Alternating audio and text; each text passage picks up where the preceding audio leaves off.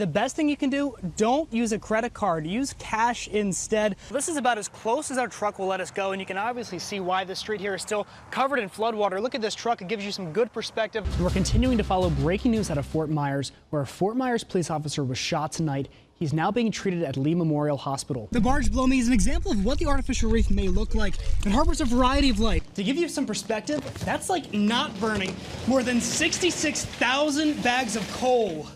Our guides tell us it's even worse down that way. Wisner Desmarais was shot by another police officer when he was trying to run away from the scene. Now, we did confirm he's an undocumented immigrant born in Haiti.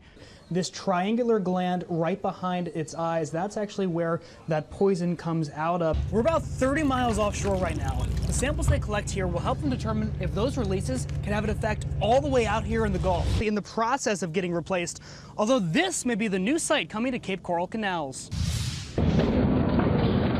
Hockey is a tough sport, and it can be even tougher on your equipment. The stick could break it on you at any time. It could be brand new, you could have it for 2 years. Former hockey player Brett Sutton says sticks are constantly breaking. Because they're made from a carbon composite material, tens of thousands ends up in landfills every year. But FGCU took a shot with a different approach. It's not just going to a stick graveyard, not going to the dumpster.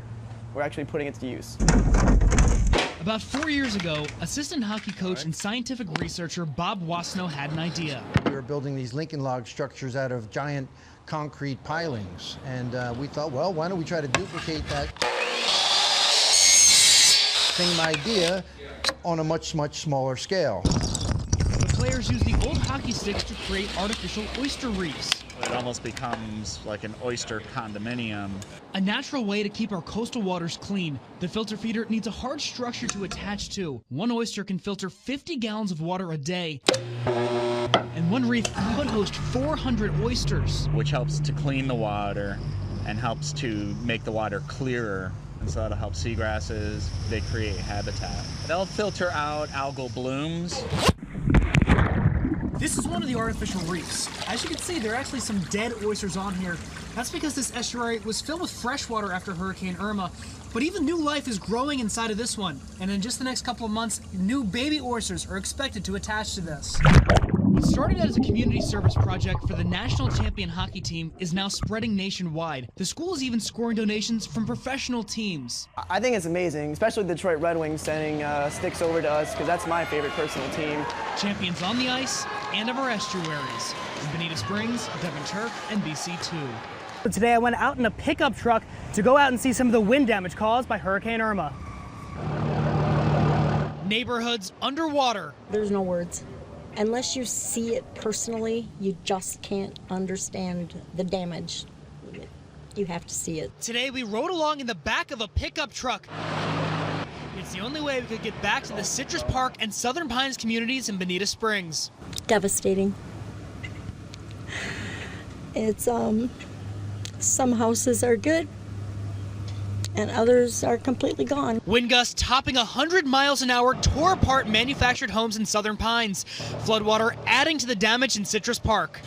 My heart goes out for everybody. I'm sorry, but it's just, it's act of God, I guess. The floodwater is about 3 feet deep here. I'm seeing fish swim right through the street and sharp metal objects everywhere. While the Stroshines home is relatively okay, many are looking at total losses.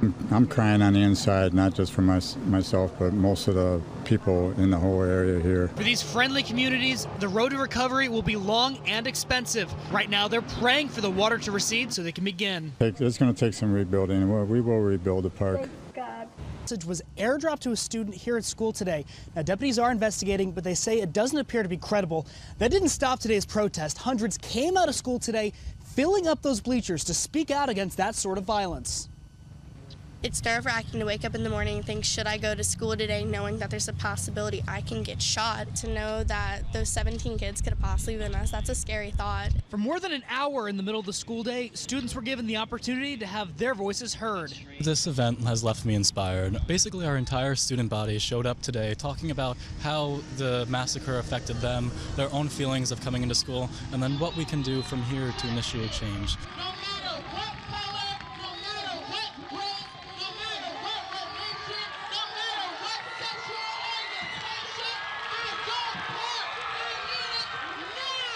Many fed up with the lack of action, they used the loudspeaker to call for tougher gun control, more school security, and banning young people from getting assault-style weapons. But even gun rights advocates were in the crowd. Putting restrictions on what kind of gun you could get and all that won't help if a mentally ill person can still get a gun. But just before today's protest, parents received a message saying deputies were investigating a threat at the high school. She was scared that we were going to get shot at the protest. She was scared that since everybody was out there in a big group that would be like their opportunity to shoot. But the peaceful protest wasn't disturbed. #protect us. Students are now calling on each other to become politically active to get the change they desire. Every single generation has its issues that they cling on to, and for us, gun violence is our issue.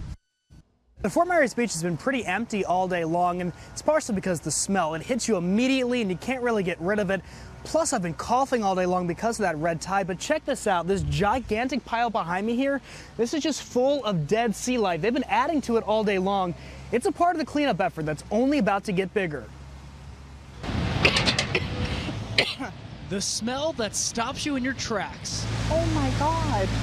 Dead fish washing up across Southwest Florida. Just to come down here and know all these animals are like dying, and it's sad to see. And it was calling for this kind of... Nicole Klatt drove her family 1,300 miles to enjoy a beach vacation. I spent most of the morning with a towel or something over my mouth, and then when it gets a little too hot, I just hold my nose and make the best of it. For the last few days, the town of Fort Myers Beach has been working to clear the dead sea life from the shoreline. Then we noticed that they really started frantically trying to rake it up, which is great, but it's right here.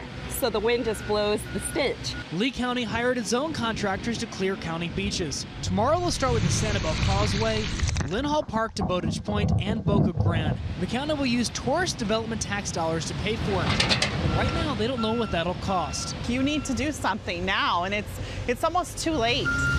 They'll put the fish in dumpsters and then take them out like trash.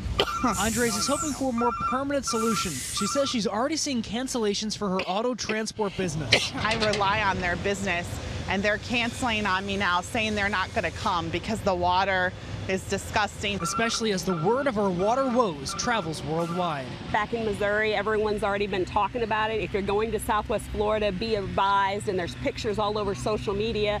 It makes me a little sad because we've always said, oh, this is the place you want to go to. And if you've been dealing with dead fish at either your home or business and want to get rid of them, the county now has 7 dumpsters spread out where you can take them. And I've got the location on our website, NBC-2.com. Reporting live in Fort Myers Beach, Devin Turk, NBC2.